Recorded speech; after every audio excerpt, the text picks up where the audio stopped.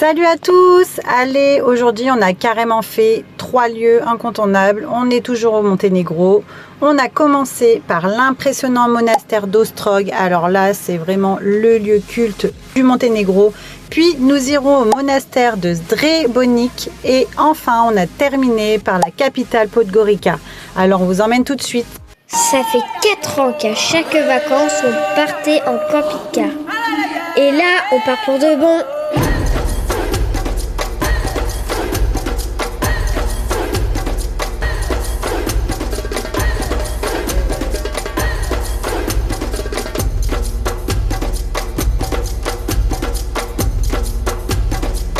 Alors, accrochez-vous, l'aventure commence maintenant.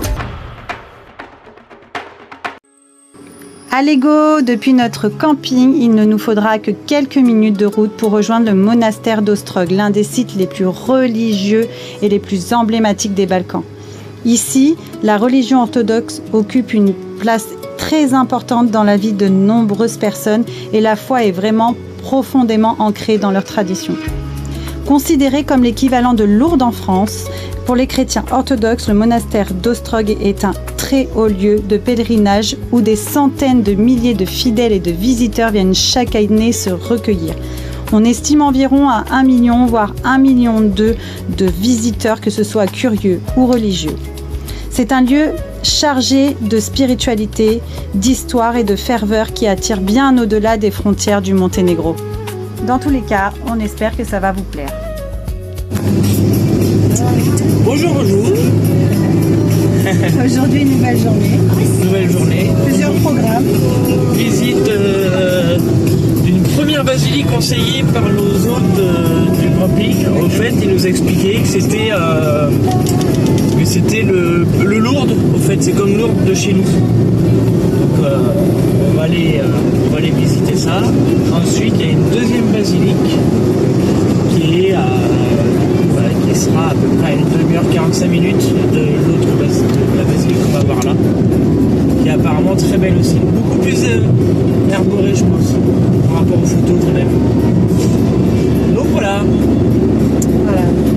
Peut-être le canyon, on ne sait pas encore si on a le temps. Ouais, il y a le canyon, allez voir. Une fois qu'on a fait les deux basiliques, on regarde à combien de temps on est du canyon, et dans ces cas-là, on ira voir le canyon. Sinon le canyon ce sera pour demain et cet après-midi. Sinon c'est rando. Parce que hier j'ai découvert un truc derrière ce fameux camping, un grand ruisseau, une rivière plutôt.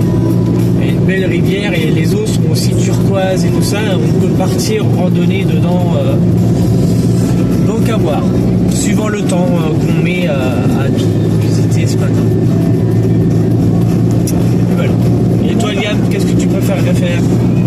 La petite rando dans l'eau ou voir le Grand Canyon? Si c'est pour marcher dans l'eau, c'est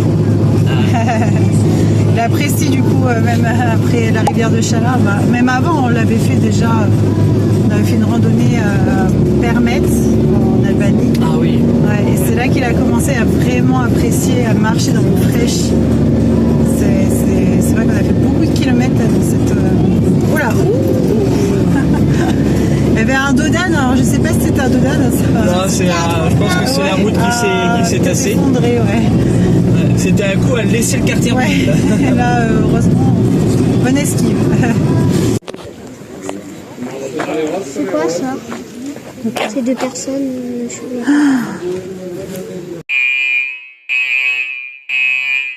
Mesdames et messieurs, pour le respect des lieux, ayez les jambes et les épaules couvertes.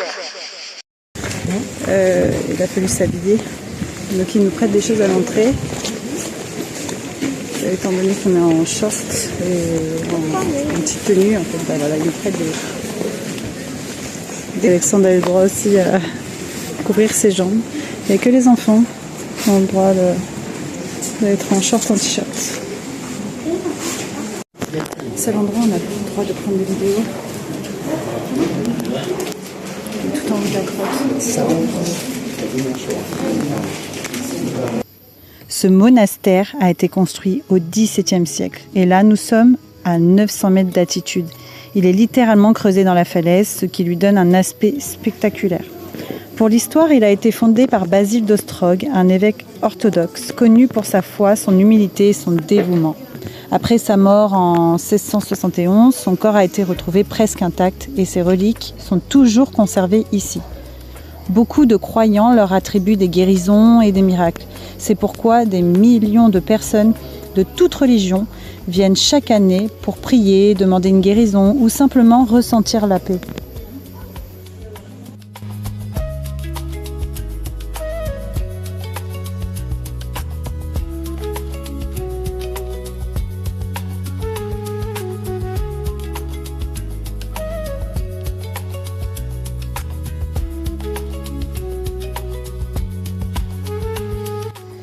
La partie du monastère où nous sommes est l'une des plus sacrées. L'émotion est forte pour certaines personnes. On voit des gens pleurer, s'agenouiller et embrasser le sol sur une sorte de croix recouverte de verre. C'est vraiment un lieu respecté des pèlerins.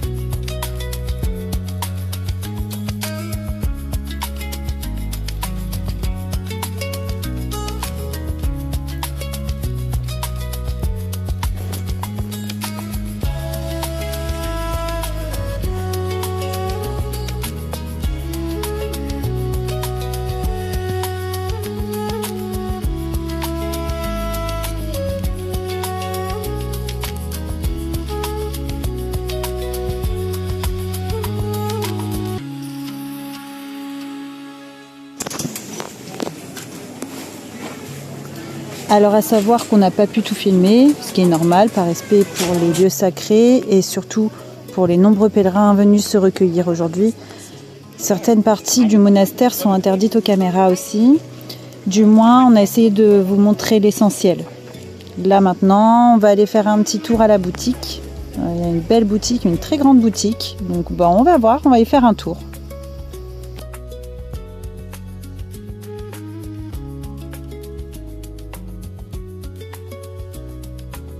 On repart avec nos petits achats. Voilà, c'est magnifique.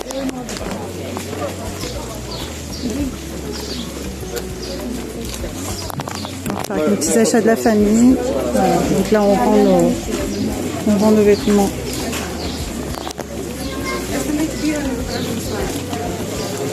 Il y a une grande boutique, il y a vraiment de tout à des prix plutôt abordables. Raisonnable, c'est raisonnable, les prix sont raisonnables si vous voulez des souvenirs.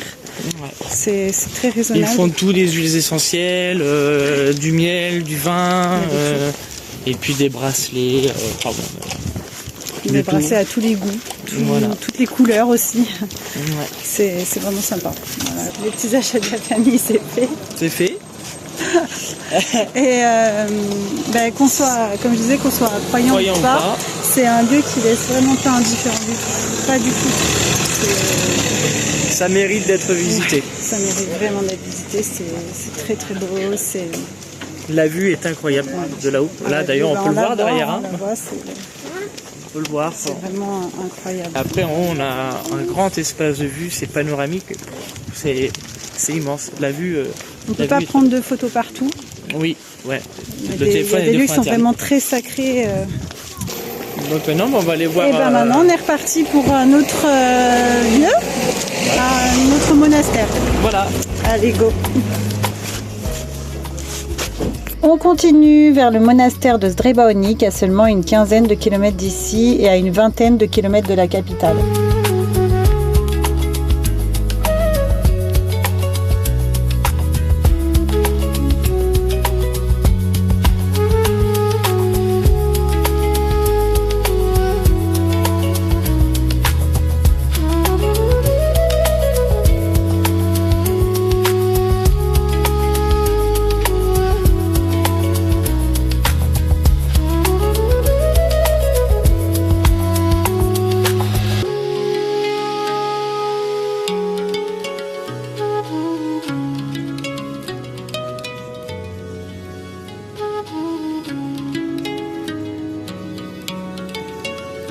Nous voilà arrivés.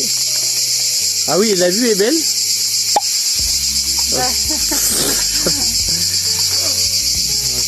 Donc, on est arrivé au deuxième monastère qui est beaucoup plus discret. Il est renfoncé dans une petite rue et il a l'air super chouette aussi. Il a l'air vraiment joli et c'est, on dirait pas comme ça, mais ça a l'air très grand. On vous montre ça tout de suite à l'intérieur. Ah oui, mais là c'est... Alors, voilà devant l'entrée. Voilà, alors là, par contre, c'est vrai qu'on est plutôt gâté par les cigales. Et là, ça doit être l'entrée. Wow, ça a l'air joli, hein. C'est super bien entretenu. Super bien entretenu. Il va y avoir du jardin. Oh, bah il est tombé du nid, le piou quoi. Regarde, c'est une petite tourterelle ça. Ah mon piou. Voilà toi mon pépère.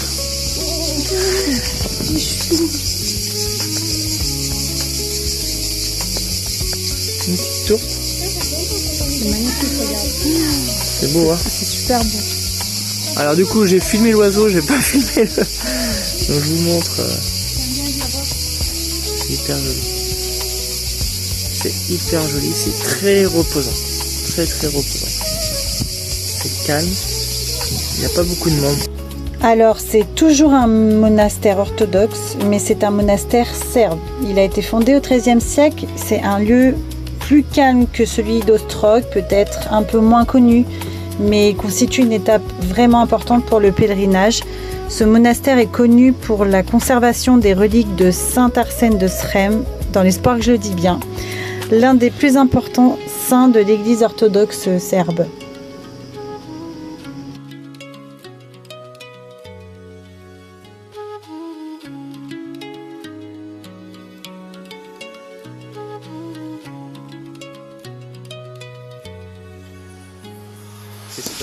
Le lieu est vraiment entouré de verdure, c'est hyper agréable.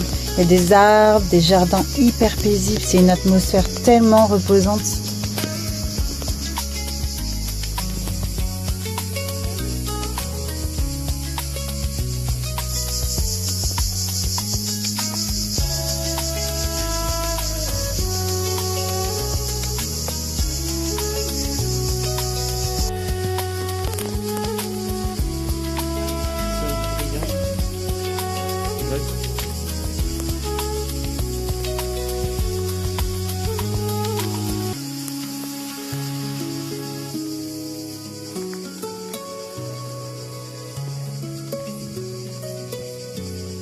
Bon,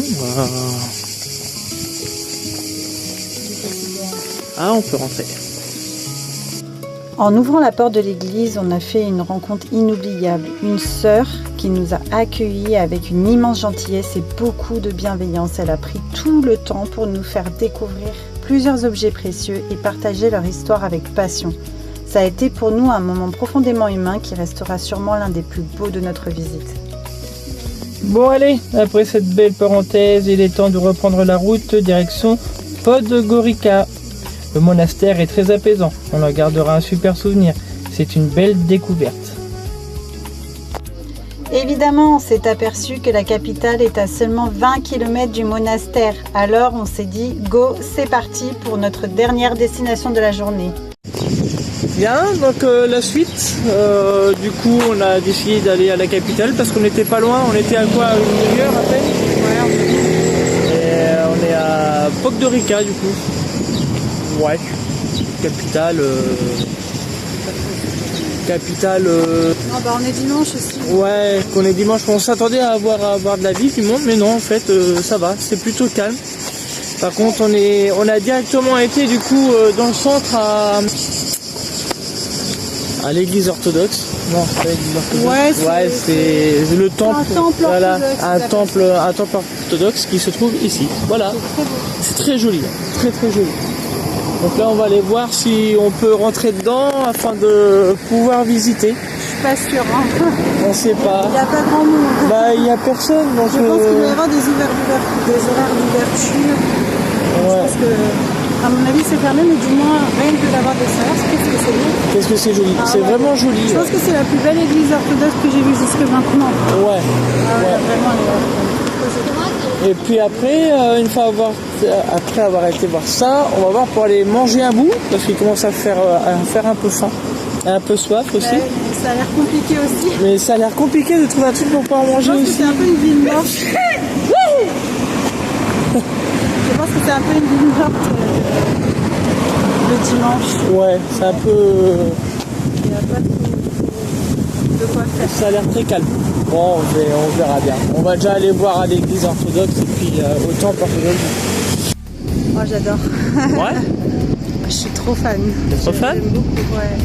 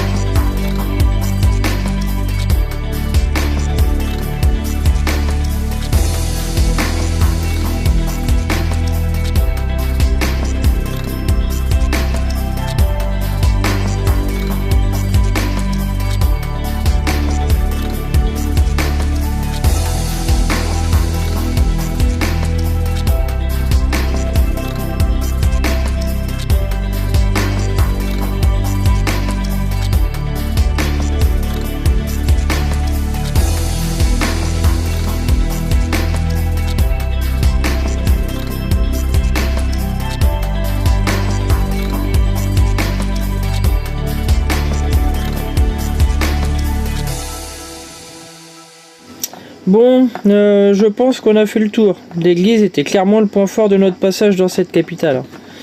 Là, on n'a pas pris la peine de filmer les rues, hein, comme elles sont vides, donc là, on décide de ne pas s'attarder ici. Là, on rentre au camping pour préparer notre prochaine destination. Et ça y est, on est sur notre départ, il est temps de repartir notre petit camping. On était bien, la piscine était chouette. Ouais, c'est un pincement vraiment de partir. Mais bon. La machine à pression était bien. Voilà, non, il faisait surtout très chaud. Et très chaud, on pouvait pas faire de rando, on pouvait rien faire. Quand il fait trop chaud, après au fait, bah, c'est même plus vivable, quoi. On peut pas faire de rando, pas de sortie, donc bon. On décide de monter un peu plus au nord, un peu plus au frais maintenant, plus dans les montagnes, quoi. Ouais, c'est ce qu'on pense faire. De toute façon, on comptait y aller déjà parce qu'on voulait aller voir le canyon de Tara. Donc on s'est dit, autant y aller en camping-car. Ouais. Ça servait strictement à rien de rester au camping. Donc voilà, on voudrait quand même revenir un petit peu sur Podgorica. Voilà, on trouve ça dommage d'avoir été un dimanche. Vraiment. Il n'y avait personne, au fait. Le dimanche là-bas, c'est un peu mort, hein, faut le dire. Après, c'était le 5 juillet, donc bon, les touristes sont pas tous là non plus, donc. Est-ce que mi-juillet, fin juillet, début août Moi je pense que c'est parce que c'est très religieux et que le dimanche c'est sacré et après c'est nos avis, c'est peut-être pour ça, mais je pense que si vous y allez ça vaut quand même le détour parce qu'on y a été en semaine chez Jumbo et il y avait beaucoup plus de vie, il y avait pas mal de monde, il y avait des gens au restaurant, donc vraiment je pense que ça a été vraiment une histoire de timing, là on s'est fait vraiment avoir sur le jour, quoi. Mais bon, voilà. Donc là, c'est parti pour la nouvelle destination. On a quand même hâte, hein, un petit peu quand même. Notre nouvelle destination. Hâte de retrouver un petit peu de fraîcheur. Les montagnes, la fraîcheur. Les montagnes, nos lieux, quoi. Nos lieux spot nature, quoi. Ouais, c'est ça. Et les montagnes du Monténégro sont apparemment très belles à voir. Donc voilà, on vous montre ça pour... Attention, ne partez pas tout de suite, je vous laisse des images du prochain épisode. pour le prochain épisode. Ouais. Allez, on vous dit à bientôt. À bientôt. Salut. Salut.